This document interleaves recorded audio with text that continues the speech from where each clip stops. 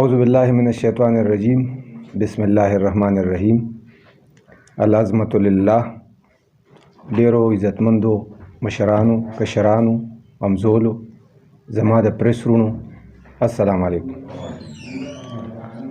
زما نوم ډاکټر زاهد خان دی او د ضلع چارسدې تحصیل شب قدر PK 63 سره تعلق لرم.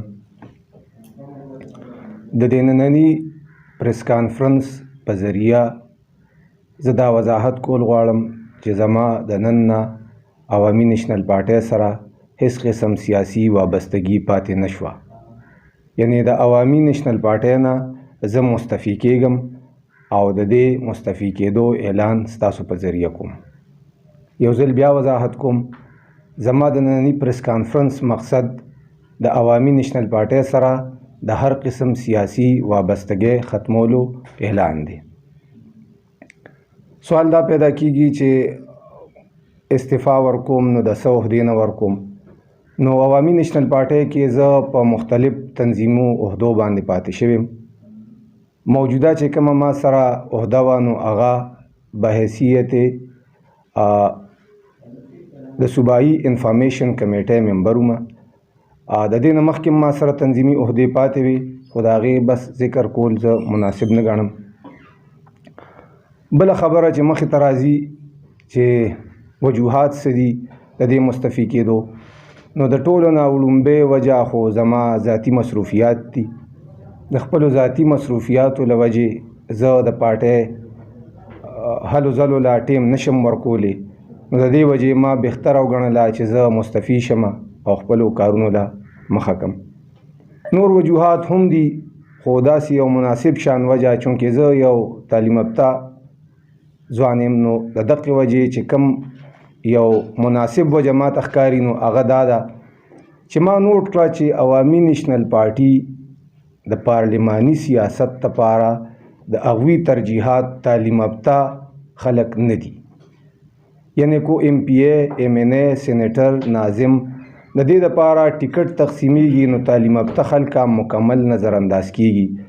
ټایم اینډ اگین ما د پارټۍ په مختلفو میټینګونو کې د دې خبرې باندې زور راوړو چې بی روایتي طریقې د سیاست لږې کمې کې او سیاسي خلکو سیاسي پارلماني سیاست لپاره تعلیم یافته خلکو له ترجیح ورکړي.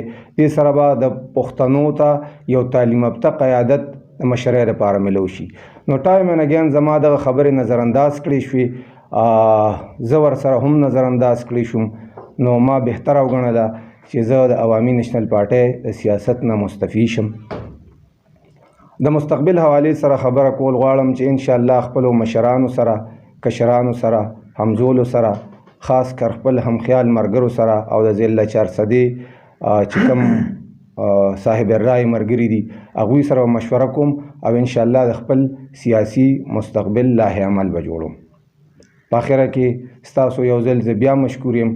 ډیره مننه خاص کر د پریس ته ملګرو چې مالم ټیم راکو.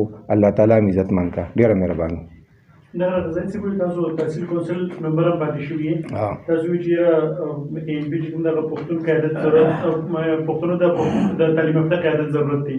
تاسو وایي چې MPA داسې پښتون قیادت تعلیم یافته نوجوانان مخکې نه رابلي. کومې داسې مشورې دي چې هغه تاسو د MPA قیادت ته ورکړې وي او هغه نظر انداز شوي؟ او ما وضاحت وکړو سراج صاحب چې د پارلماني سیاست لپاره یعنې کې کو ته MPA ودرې MNA ودرې سینیټر جوړې د هغې دپاره تعلیم یافته کوالیفاید خلکو له پریارټي ورکړې. نو که تاسو د 2018 د انتخاباتو لیست راوالی نو زما په خیال چې تاسو سره به پکې چېرته PhD کوالیفاید سړی اړوي نه چې ټیکټ ورته میلو شوي، نه د قومي اسمبلۍ دپاره نه د صوبایي اسمبلۍ دپاره او نه د سینټ دپاره. ایون کو تاسو وګورئ په بلدیاتي انتخاباتو کې په مختلفو ځایونو کې چې کم کینډیډیټو ته ټیکټس میلو شوي دي نو زیاتتر پړه لیکه نه وي، د هغوی ماضي هم داسې ګډوډۍ. نو دغې وجې دا خبرې نظر انداز شوې، ما مناسب ونه ګڼله. 2018 نه 2022 ته دا ډېر ټایم په دې کې تېر شو. تاسو د پارټۍ کې تېره کړه، که تاسو د بلدیاتي انتخاباتو خبرو بیا کوم ډېر ټایم تېر شو، تقریبا کال تېر شو که تاسو هغه خبره کوئ.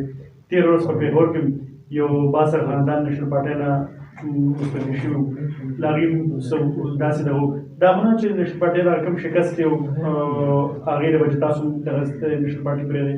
نه زه ډېر سټارټ فارورډ سړی یم خو د شکست وجه وه نو ما چې کله عوامي نېشنل پارټۍ جاین کړې وه نو هغه ټیم هم په اقتدار کې نه وه اوس هم په اقتدار کې نه ده زما یو خپل سوچ و چې عوامي نېشنل پارټۍ باندې پښتون قوم اعتماد کوي نو د عوامي نېشنل پارټۍ چې دا کم قوت دی دا به د پښتنو دپاره لږ پازیټیو سمت کې روان شي خو چې تعلیم یافته خلک نه راځي مخې ته نو د ترقۍ تلو لاره ناممکنه ماته ښکاري نو دغه وجه ده صرف دا نه چې عوامي نېشنل پارټۍ شکست وخوړو او زه مستفي کېږم دا بالکل وجه نه ده